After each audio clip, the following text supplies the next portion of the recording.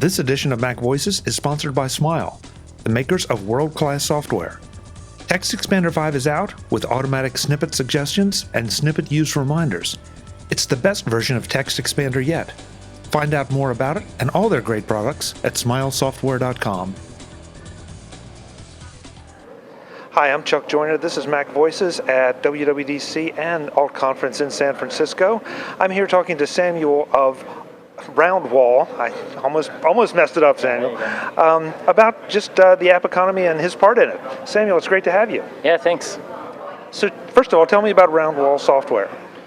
So 3 years ago I moved to Amsterdam and started my own company there.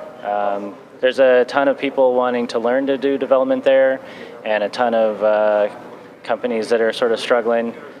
So I came in and I do a lot of helping existing companies who all have engineers with like this much experience. And so they're 8 months behind on their projects. So we try to help them get up to speed and get moving and get back on track.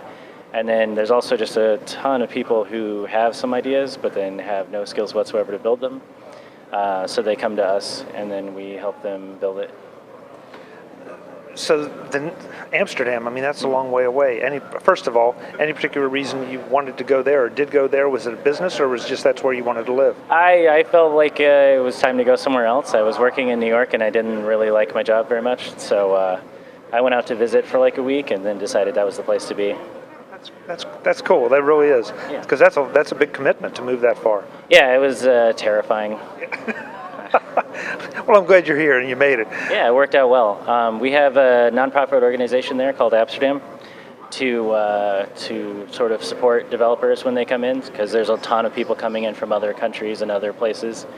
And so we connect them with other developers, connect them with these entrepreneurs that have some ideas and need some help building them.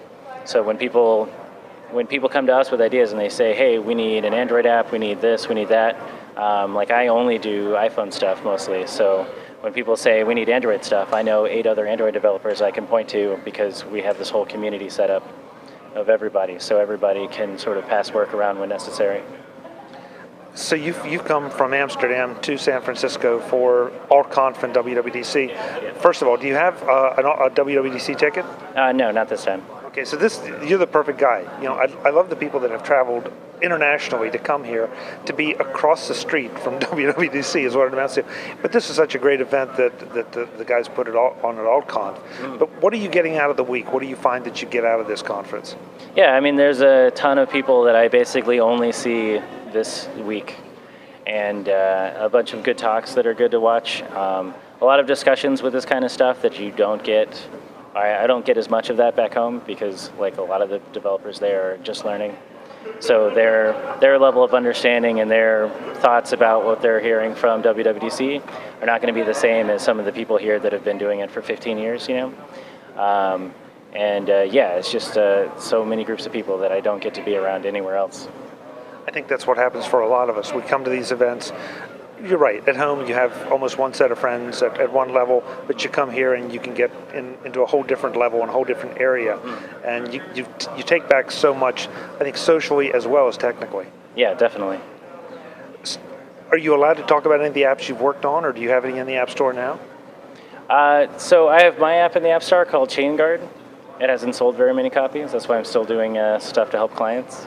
Well, let's change that. What's ChainGuard? ChainGuard is an app for keeping up with the individual things you need to buy for a project, right? Like you're going to redesign your office or you're going to put together a new bike or something, and you maybe need to go to some different places to, you know, one piece comes here, one piece comes here, and so you can record the price and where it was and keep up with all that for each of your projects. So then you can say, once you found all the things you need for your office, and you can say, oh, okay, this is within my budget, this is good, and now you know I need to go to this place, and this place to grid everything, and then we're all set.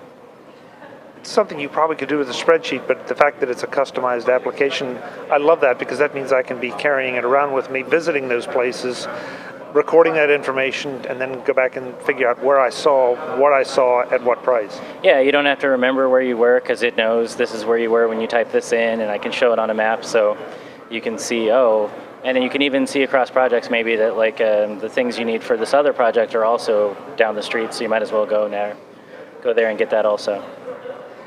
as an independent developer, not just of your own apps, but as a contract developer, I guess, what are some of the biggest challenges you see when someone walks up to you and says, I got an idea for an app, or I need an app? What are you thinking? So everyone says they have a simple idea, right? It just does this one thing, right? But no app really does that, right? And I always try to explain to people, it doesn't matter how much time and effort you put into thinking about it before you start working on it. But once you start working on it, there's going to be a million questions you did not consider. And even if you spent the next 5 years researching your app, you're still going to find stuff that you did not consider, questions you did not answer. And it's just, there's this endless sea of details that don't come up until you actually try to make it. And then once you start trying to make it, right, now you're up against the budget, and you've got this much time to make it, but then this infinite growing list of details and questions to consider. And so you've got to somehow try to manage this ballooning issue and still actually produce something that comes out and does anything you intended it to. And you're able to provide a lot of that feedback, I guess, at least point people into some of the details they might not have thought about? Yeah, after several years of working with various startups and things, you can see the kind of things where you're like, I'm not sure this matters for version 1. This is probably not anything anyone's going to notice. And sometimes clients listen, but other times they're positive that what they need to do is there, so I charge them money and do it anyway. Good rule of thumb. Okay, so that takes me to another aspect of this. So I come to you and I say, I want you to build an app for me. First of all, are you involved in the deployment, or do you hand it back to me and say, okay, here, it's ready to go, now you load it into the store and you deal with all the details and the upgrades? That depends. Some people want either one. I have worked with clients where I handle the whole process, right, and we make sure it gets uploaded to the store, and sometimes it gets rejected a couple times, so we got to go through that, right? And then once it's there, we need 1.1 and 1.2, where there's some things they want to fix or things they want to add now that it's actually out, and they can start getting some momentum going. So it really depends on what they're trying to do. All right, the question you've been dreading, because I almost dread asking it, because what you just described is like building a house. You can build it with 1 bedrooms or 25 bedrooms. But what kind of price range are we talking for a custom app built by you, if I have an idea? So what I usually tell people is that most of the stuff I work on takes about, let's say, 9 to 12 weeks to build some initial thing, and then I charge about $3,000 a week. So that's whatever 12 times 3 is. 36? Yeah. So it costs roughly that much, plus whatever you're paying your designer, plus whatever you're paying your back-end engineer. Usually it's not very cheap because everyone's simple idea, right? Like I have worked on some apps before that take 7 hours, start to finish. The whole app's done, we publish it to the store, everyone's happy, right? But most of the time apps are really not that simple. And by the time it actually gets done, 9 weeks, 12 weeks have gone by. And I don't think a lot of us appreciate, we look at an app and we say, oh, that looks interesting, and then move on to the next one. And you don't realize what it's cost to go in development, in time, in energy, and all. And there's some that, frankly, they look like they took about an hour and a half to develop. Sure. But anything that is worth its salt, it's been an investment for someone. Sure, and some of the ones that did take 9 months to make kind of look like they took 2 hours, right? Like, it depends on what they ended up with.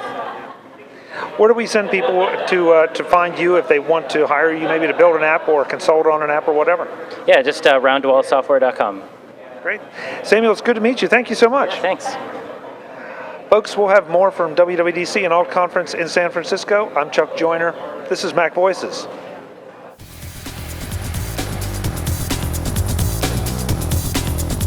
Visit MacVoices.com for links, show notes, to subscribe, to connect with Chuck on Twitter, Google+, YouTube, Facebook, LinkedIn, and the MacVoices blog. Subscribe to our weekly newsletter, the MacVoices Dispatch, to stay up to date on all the latest MacVoices news from our front page or at macvoices.com/newsletter. Do more with your Apple tech by subscribing to the free MacVoices magazine on Flipboard by visiting macvoices.com/magazine. Advertising and sponsorships handled by Backbeat Media at backbeatmedia.com. Bandwidth provided by CacheFly at cachefly.com.